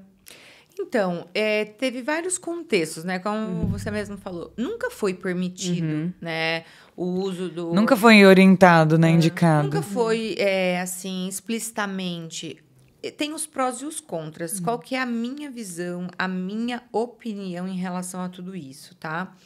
Existe um mundo chamado underground. Nunca se precisou de médico para usar anabólicos, né? Os próprios educadores físicos... Fisiculturistas. Já usavam muito tempo. própria academia fornece isso de uma forma indiscriminada. Então, o que eu penso, né? Que tem coisas que você está negligenciando. Então, por exemplo, se o paciente ele quer fazer uso e ele tem um acompanhamento médico, para ele conseguir avaliar as alterações, né, hematócrito, alterações lipídicas, que são os impactos maiores dos anabólicos no paciente, se ele tem esse acompanhamento, ele tem uma prevenção. Ele pode saber o horário de parar, a hora de diminuir, fazer sempre uma avaliação conjunta cardiológica. Então, assim, eu não concordo com essa medida que foi feita da questão. Acho que tem outros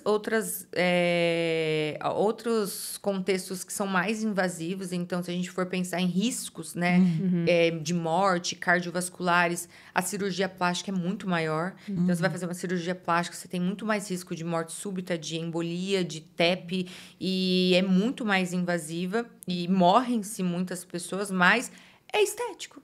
Como o uso do anabólico, enfim. Ralcutan mesmo, né? Um medicamento que tem que ter o maior cuidado. Exatamente. Então, assim, eu acho que o médico, ele tem que saber, né? Ele tem que ter cautela, tem que ter a autonomia para identificar quem realmente precisa. Porque, assim, vou passar oxandrolona para todo mundo, testosterona para todo mundo. Então, não é uma receita de bolo. Então, você precisa individualizar novamente cada um. Orientar. Mas esse, assim, a minha opinião é justamente isso. Não, é difícil, você tem bom senso, mas tem gente que não tem, infelizmente. A minha opinião é que eles tiveram que tomar uma atitude drástica, porque estava realmente um uso banalizado e pessoas sem esse bom senso, fazendo prescrições... Porque, assim, cirurgia plástica é uma coisa, né? Plástica tem um risco. O hormônio tem um range, né? Que você pode prescrever de uma forma segura em algum contexto que indique, mesmo sabendo que vai ter um benefício para a estética, mas estava tendo um uso realmente banalizado com doses que com certeza ia dar problema, com certeza ia ter efeito colateral. Então, acho que foi uma alternativa que eles não conseguem, né, dosar e controlar isso, então foi suspender tudo.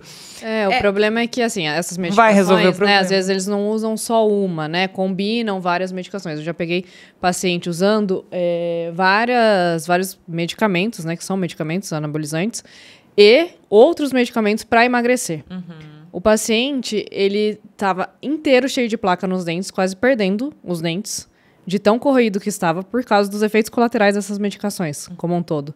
Então, você vê que não é só, vou fazer pela estética, né? Mas todos os outros riscos que tem.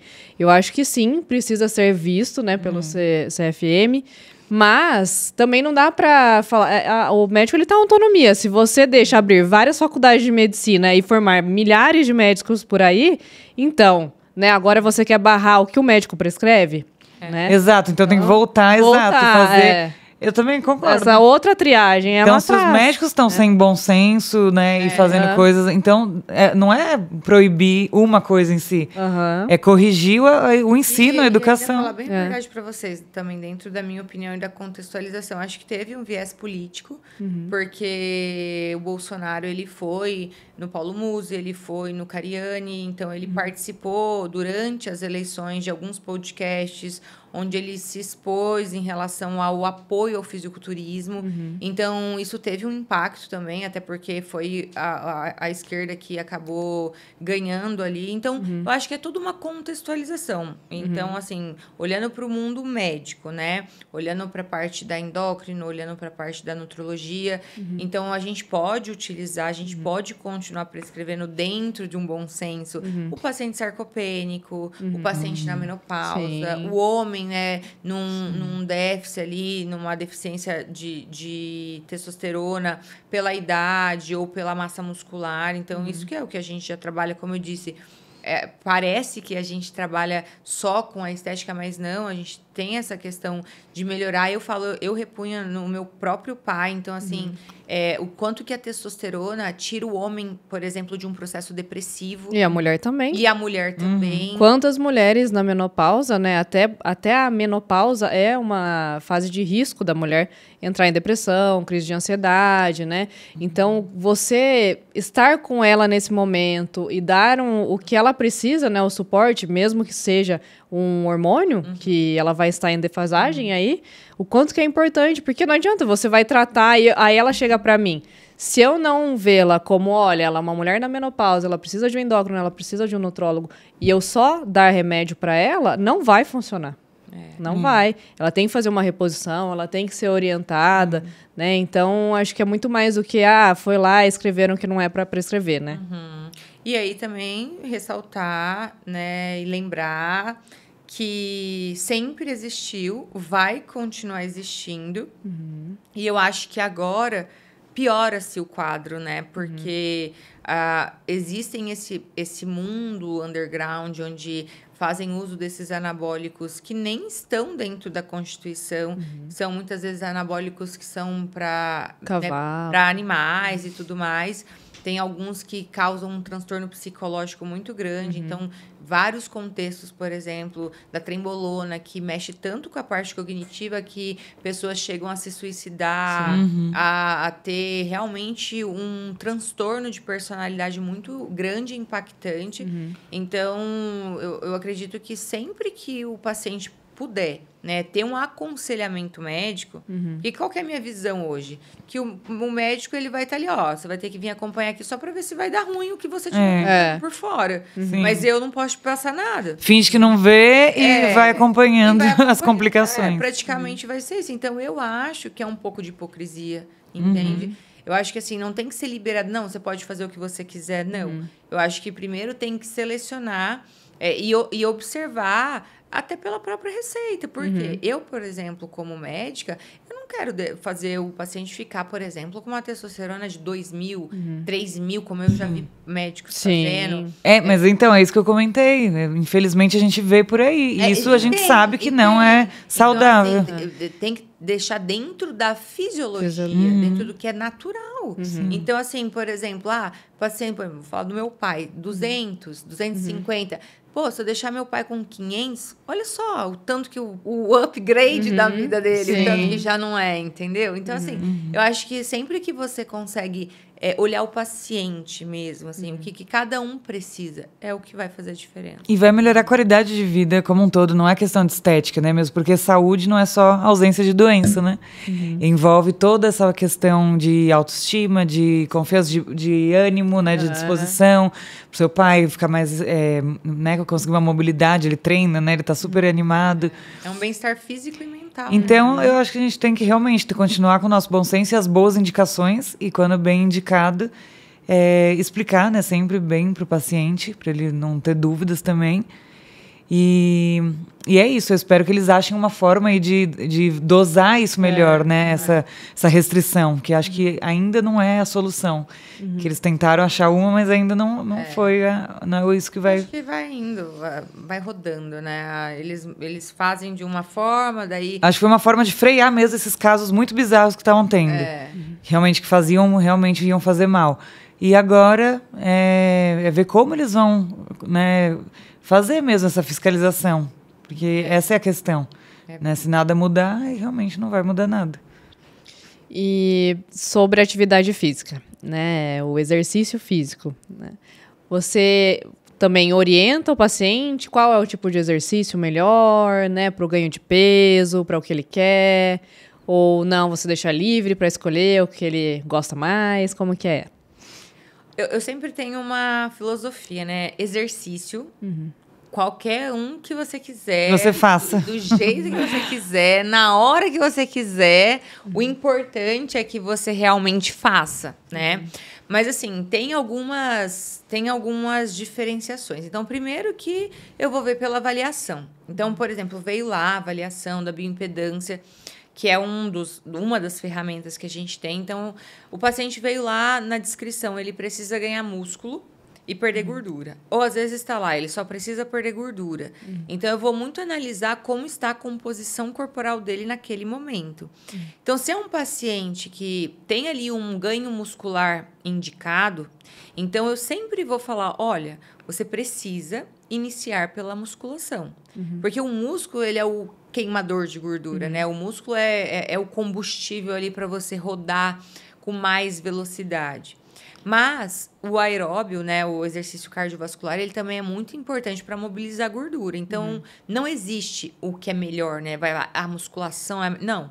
Eu acredito muito que você tenha que dividir, fracionar, mesmo que seja menos vezes, 2 vezes musculação e 2 vezes aeróbico, né? Ou 3 vezes musculação e 2 vezes aeróbico, enfim. Mas sempre fazer as 2 atividades, né? É importante. Como a gente falou antes da questão do VO2, o VO2 ele se potencializa com o exercício cardiopulmonar, então pelo aeróbico, né? Então pensando em prevenção, né? Em prevenção de doenças, em longevidade, também precisa fazer o aeróbico. Os 2. E aí entra aquele outro ponto, que também é uma outra questão que entra aí junto com você também, né, Keren? A questão da parte psicológica, da questão emocional. Então, se a gente for pensar no mundo, né, hoje que tem extremamente vícios, né? Eu falo que todos somos viciados em algo. Então, pelo excesso de dopamina, pelas telas, pela comida, pela bebida, pelo sexo, pela compra, pelos jogos, enfim, por tudo que nos cerca o tempo todo no mundo extremamente frenético, o melhor antídoto para dopamina, pelo excesso de dopamina, é a própria dopamina, né? Então, a atividade física é algo que dá, né, esse antídoto que é a produção de dopamina. Já que é para viciar, viciem no exercício. Vicia. Então, assim, o exercício, ele tem esse impacto, né, de aumentar. E, na verdade, ele reseta, né, a dopamina. Então, é uma forma da gente equilibrar tantos vícios, né, que a gente tem ao redor. O exercício, ele reseta a dopamina. Então, no meu ponto de vista, na minha prática clínica, na minha vida pessoal, principalmente dependendo da contextualização, eu sempre coloco o aeróbio na frente. Por quê? Na parte emocional, quando está na parte emocional. Agora, por exemplo, pegar minha mãe, um exemplo, né, que tem uma sarcopenia. Então, eu falo, mãe, você precisa, nesse momento, do aeróbico, ou da musculação. E aí, eu seguro ela na boca. Porque às vezes, né, dependendo de cada paciente, você não vai... não, você tem que fazer aeróbico e musculação. Não, aí você tem que ir aos poucos. Ó, vamos começar por esse? Faz esse por um tempo, a hora que a pessoa engrena ali. Aí você fala, agora vamos adicionar tal coisa? Então, no contexto, os dois. Aí sempre tem aquela pergunta, né? O que emagrece mais? Porque o ideal é os dois. É igual suplementos. Tem tantos bons, mas você vai ter que priorizar, né? Aquele exercício que queima. Perde a gordura. A barriga. A pochete. Eu falei, gente, não tem. O exercício que faz... Nem abdominal. Então, assim, não existe exercício para queimar gordura, não existe exercício... Afinar o braço. Não. O que realmente vai fazer com que você emagreça é o déficit calórico, é a contextualização alimentar, fala a frase, né, que o tanquinho, né, o abdômen definido ou trincado, ele de fato se constrói na cozinha, né? Então, você vai conseguir um corpo mais slim, um braço mais fino, quando você muda a sua alimentação. Então, quando você associa o exercício com a dieta, né? Então, a dieta, ela sempre vai estar aliada ao exercício. Por exemplo, se eu sou uma maratonista, eu preciso de um determinado contexto de proteína e carboidrato. Diferente se eu sou uma pessoa que faça uma caminhada. Então, a pessoa que faz uma caminhada, ela não precisa o mesmo valor energético de uma pessoa que faz uma maratona. Ou que treina para. Ou, por exemplo, uma pessoa que vai na academia e faz 40 minutos de elíptico, normal, e uma pessoa que faz, às vezes, um treino funcional, um treino de crossfit. Então, isso as pessoas precisam compreender. Então, eu preciso primeiro identificar qual é o meu esporte, qual é o meu gasto energético, para então eu entender o quanto eu preciso suprir. Por quê? Se eu estou consumindo e não estou gastando, eu vou acumular. Eu falo que você tem que achar o seu ponto de equilíbrio, né? Então, às vezes... tá treinando 3 vezes na semana, com uma alimentação ali equilibrada, mas tá batendo certinho, assim, o que come, o que gasta. E ela não tá conseguindo evoluir, mesmo seguindo um plano alimentar, não tá conseguindo. Às vezes ela coloca um dia a mais, né, de exercício, de atividade física, então começa 4 vezes e aí consegue atingir o déficit calórico, e aí começa a dar certo o processo, perder peso. Então você tem que achar ali o equilíbrio, que às vezes você treina só 2 vezes na semana, mas tem que se restringir tanto na alimentação que fica chato, né? Você tem que se privar de muitas coisas. E aí, às vezes, com você indo 4, 5 vezes na semana, você consegue sair no fim de semana, tomar um vinho, comer uma coisinha que você gosta. Então, você tem que achar realmente o ponto de equilíbrio, que você vive bem, né? Mas se você fosse falar, se é uma pessoa que quer saúde, né? Ela já tem o corpo dela, já tá, né, satisfeita, assim. Quanto tempo de atividade física por semana? Moderada, olha, leve. gente, olha que... É que tem sempre evoluindo, na verdade. Eu vou falar muito sincera, abrir meu coração aqui, porque ontem, eu cheguei em São Paulo ontem, eu fui visitar uma amiga, e aí eu cheguei lá no hospital, que ela teve bebê ontem, e eu conheci um amigo dela, que estava lá, e a gente super começou a conversar e super se entrosou. Por quê? O senhor... 75 anos, 73 ou 75, eu não me recordo. Ele faz todos os esportes. Ele faz luta, natação, ele corre, maratonista, joga tênis, blá, blá, blá. Às vezes ele faz 2 treinos por dia. E isso é o que eu vivo, por isso que a gente se conectou muito. Então, não existe o ideal. Existe você se encontrar e se adaptar. Mas se fosse para eu falar para as pessoas o que seria... saudável, o que te traria um bem-estar, um prazer, seria você praticar atividade física todos os dias. Porque o seu corpo não sabe que é sábado, domingo, feriado, segunda, terça, quarta, quinta, sexta. Todos os dias, a mecânica, a fisiologia, ela tem a mesma função. Então, óbvio, às vezes você não precisa fazer 1 hora todo dia. Às vezes você não com a mesma intensidade. A mesma intensidade, mas assim, você precisa se movimentar todos os dias. Então, talvez você possa fazer um dia um yoga, depois um dia uma caminhada, depois um dia uma aula de spinning, depois um dia você faz só enfim. Domingo você só vai andar no parque. Exatamente. Só, sabe, movimentar. Então, eu acredito, né, que as pessoas precisam se exercitar todos os dias. Todos os dias. É só sair da inércia. É só sair da inércia. E óbvio que, por exemplo, exceções. Hoje estou cansada, domingo, ou sábado, ou segunda, não importa o dia. Respeita seu corpo. Se você tem a necessidade de estar treinando, por exemplo, eu mesmo que sou uma pessoa que treino, às vezes eu treino 2 vezes no dia, depende muito de como eu estou. Agora mesmo eu fiquei 5 dias, na boa, sem treinar.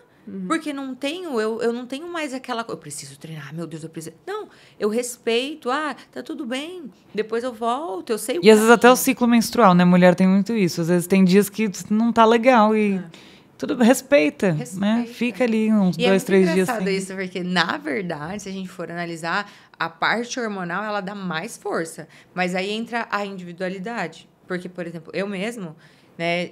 Isso também vem da alimentação. Quando eu comia muito errado, comia tudo errado, tinha muito mais cólica, tinha muito mais TPM, ficava chorosa, queria comer o planeta. Quando você começa a alinhar uma vida saudável, você começa a falar, nem vi.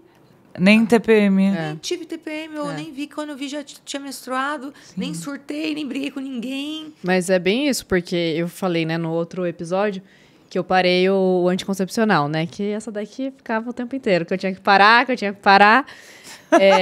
Mas eu sempre me adaptei muito bem, né, ao anticoncepcional. Quando eu tirei, o meu medo era esse. Nossa, e aí, né? Eu vou tirar, eu vou ter cólica de novo, né? Dor de cabeça, ficar indisposta.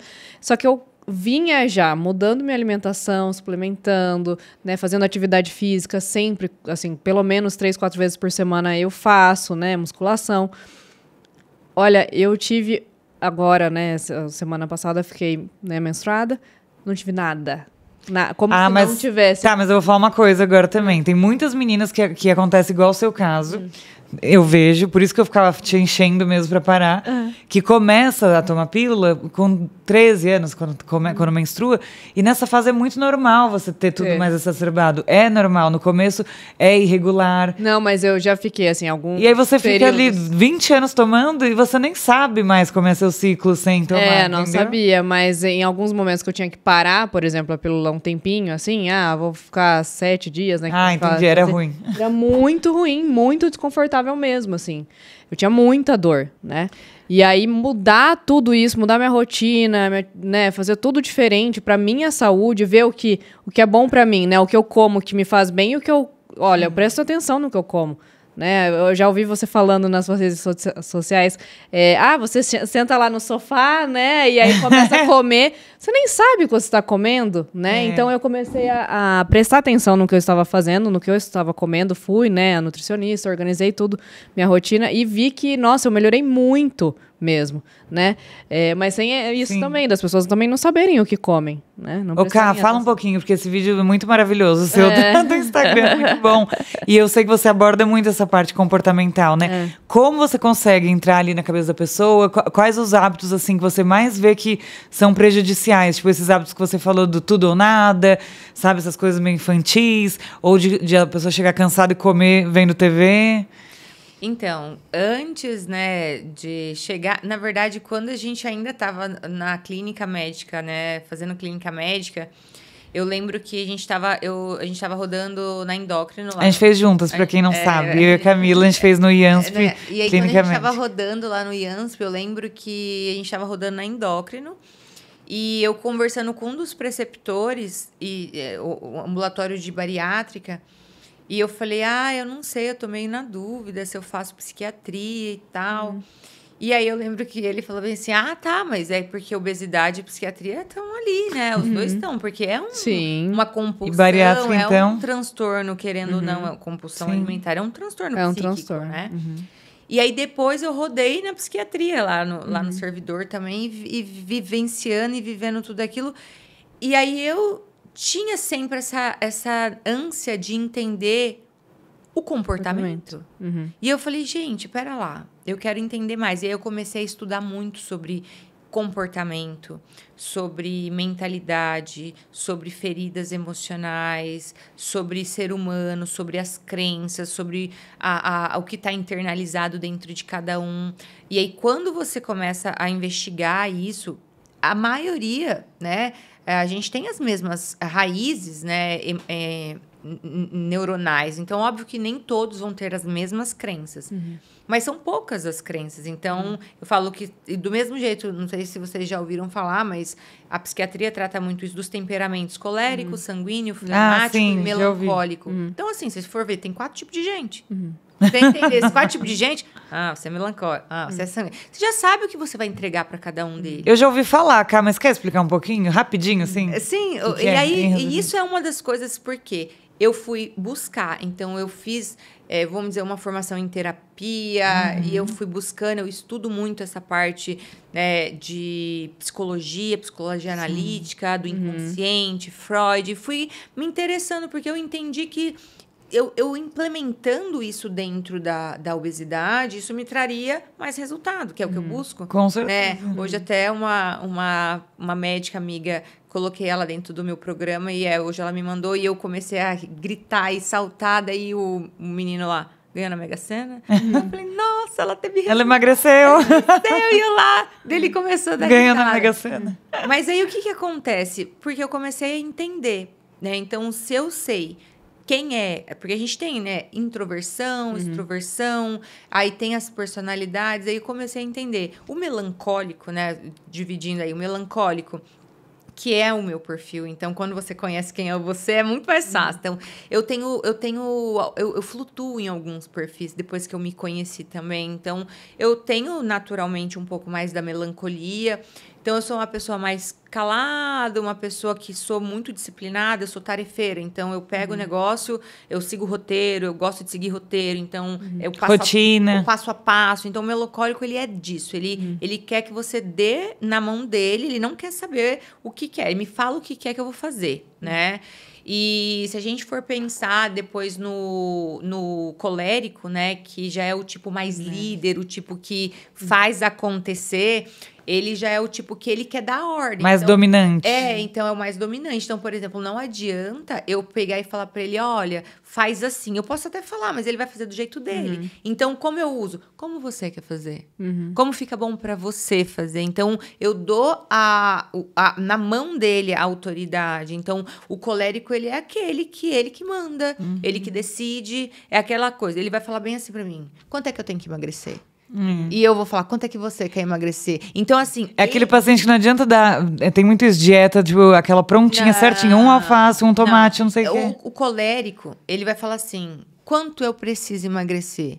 Eu vou falar assim, você precisa emagrecer 3 quilos. Ele vai voltar a emagrecer os 5, porque... Só de raiva. Ele fala assim, quem manda que sou eu. Eu que decido quanto é que... Aí a meta é maior. Então, ele sempre vai vir com um resultado melhor do que o que eu colocar. Então, é aquela pessoa nata, líder de si, tá? O sanguíneo, né, que é aquela pessoa, vamos dizer, aquela pessoa mais comunicativa, aquela pessoa mais aérea, é aquela pessoa que você vai falar assim... Você vai falar assim, ó, aqui tá a sua dieta, aqui tá nananã. Ele não vai seguir nada. Ele vai fazer do jeito dele, na hora dele, ele vai esquecer de comer, às vezes ele vai comer, às vezes ele não vai comer. Então, ele vai bagunçar tudo. E aí, ele vai voltar, se ele teve resultado, ele não teve, ele não vai estar nem aí. E é a pessoa que não tá nem aí, entende? Então, o sanguíneo, para você conseguir fazer com que ele tenha um resultado... Você tem que trabalhar muito dentro ali. Você realmente quer isso?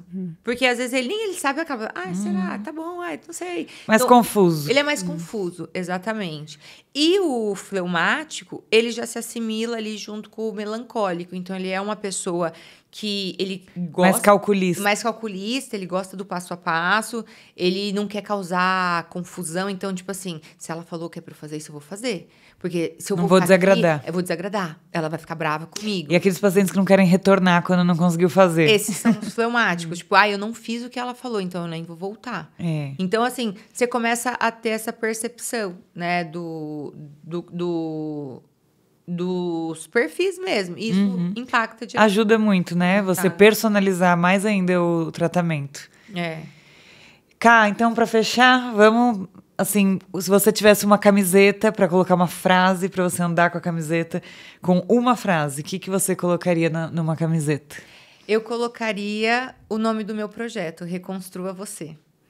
Muito bom. Porque reconstruir, né? A gente está numa fase que todo dia é um novo dia. Então, a gente sempre pode ser melhor do que ontem. Então, Reconstrua Você É uma frase que eu colocaria. Né? A gente está sempre nesse processo de renovação, de reconstrução. Muito bom. E esses projetos que você tem, todos podem entrar, né? Você falou que é homem ou mulher. Ah, é mais para mulher, você falou? Não, você ia explicar? Eu fiz só para mulher. Olha que legal. Eu fiz só para mulher justamente por esse contexto que a Dedé também falou, né? Mulher tem mais dores, mulher tem mais sofrimento. Mulher, por ser mulher, já tem que lidar com aquela coisa da Mulher Maravilha, de dar conta do filho, do trabalho, do marido, da profissão. Então, ela tem que se desdobrar. Tem que ser guerreira. Tem que ser guerreira, tem que se desdobrar em 1000. Então, assim, eu fiz Reconstrua Você Mulher, trazendo essa renovação de mentalidade, renovação de comportamento, renovação da própria espiritualidade.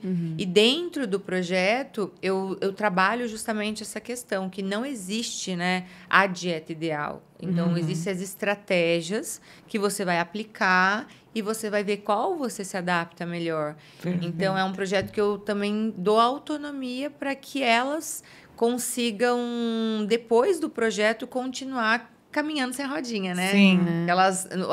Você dá as ferramentas. O projeto é a bicicleta com a rodinha. Então, eu sou a rodinha ali junto com elas, né? Aí, quando o projeto finaliza, elas já sabem caminhar. E eu amei a sua frase de quem se conhece emagrece. Porque é muito isso, é o que a gente fala na psiquiatria mesmo, né? Que enquanto você não tornar consciente o seu inconsciente, né, seu subconsciente, ele vai te dominar. Então, quando você põe luz ali e torna consciente as suas emoções, principalmente, você reconhece, né? Por que você está comendo, por que está comendo mais, às vezes não é fome. Então, aí você aprende o processo e entende por que está acontecendo aquilo. Obrigada, foi muito bom. Muito obrigada. Foi um prazer, né, ter você, tantas coisas que falou, quanto agregou aqui. Muito. Acho que é um espaço aberto para você sempre que quiser voltar. É só avisar. Que na reconstrução, né, nós trazemos muitas coisas novas, então quando nós nos reconstruímos, como você está fazendo um projeto de reconstrução de mulheres, acho que mais para frente você vai ter mais coisas ainda para agregar aqui no nosso projeto também, que é o que elas querem, que eu tenho certeza que muitas delas e muitas de nós, né, queremos emagrecer, queremos nos conhecer e nos reconstruir de alguma forma. Obrigada. Ká, linda. Obrigada, foi muito bom. Pelo convite. Foi muito maravilhoso.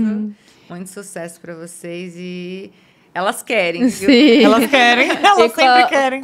Onde que nós podemos, né, deixar ali? Nós vamos deixar o arroba da Camila, doutora DRA Camila Ciarini, no Instagram. Quer falar para a câmera?